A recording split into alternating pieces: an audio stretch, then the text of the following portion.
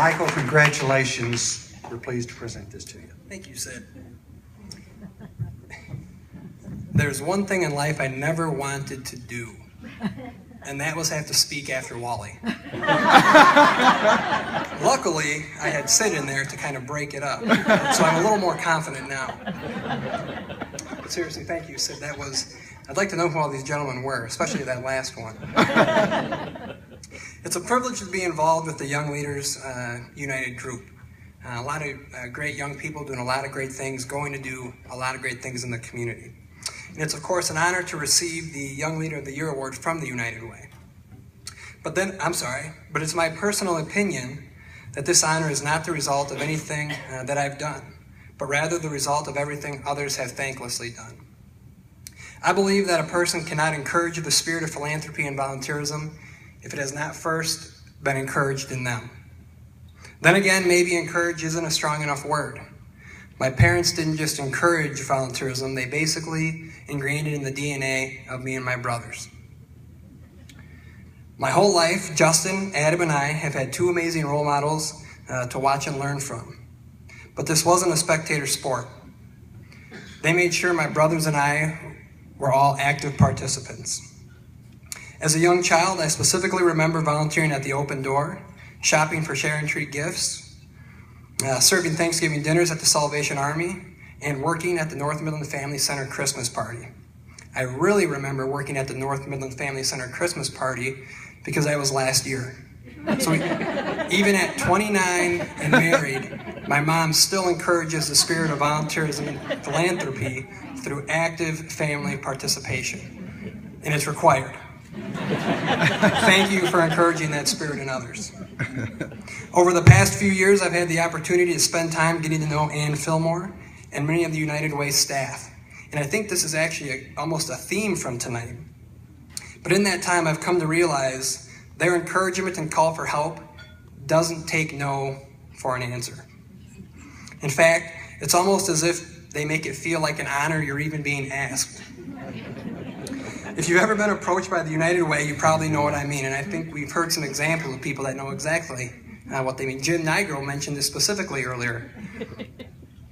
But that is great because they know that one opportunity always leads to another opportunity. And it's those opportunities that lead to growth. So Ann and everyone at the United Way, thank you for always asking and for encouraging that spirit in others. I have the pleasure of working at Chemical Bank, and we have a core competency there called community immersion. I remember one of my first days on the job. The Young Leaders United Council was newer at the time, and I had to, this is one of those kind of ask/let your new boss know you had to leave early to attend a council meeting. And of course it didn't help. I think Ann was enticing us at that time with meetings at Oscars. So I had to tell my boss I was leaving early to go to Oscars. And when I approached him, and this is something I'll never forget, before I could even finish asking, Joe Torrance threw up his hands. And if you've ever talked to Joe, you've seen him do that. And he said, "If it's for the community, don't even worry about it, dude." He did actually say dude. But since then, the bank, Bob Rathbun, Joe Torrance, Amy Hebert have done nothing but continue to encourage that spirit of philanthropy and volunteerism. So thank you for encouraging that spirit in others. Most importantly, though, I was able to follow the long-standing Rogers family tradition, probably started decades ago by my great-great-grandpa. We call it marrying up.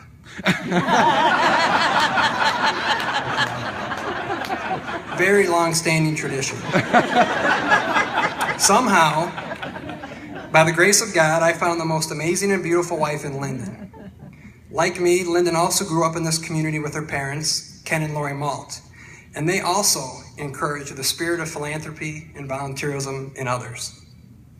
Not only is her volunteer work with personal assistance options, Big Brothers Big Sisters, Young Lives, and Trinity Lutheran Church inspiring, but she has an uncanny ability to constantly challenge and push me to be more than I am. I can think of no better example than when my time with Young Leaders United was coming to an end. I was sitting on the couch one night and I looked over to Linden and I said, "We just had our last council meeting." And she looked back and said, "What are you going to do now?" I said, I don't know. And she looked back again and said, well, you can't just do nothing. Thankfully, some additional opportunities presented themselves because I'm not sure what would have happened. But I am thankful that I have a partner that pushes me and encourages that spirit in others.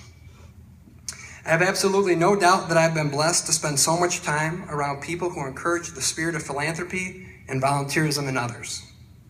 What excites me most, though, is that we all live in a place where lots of people encourage that spirit, which means that spirit will continue spreading.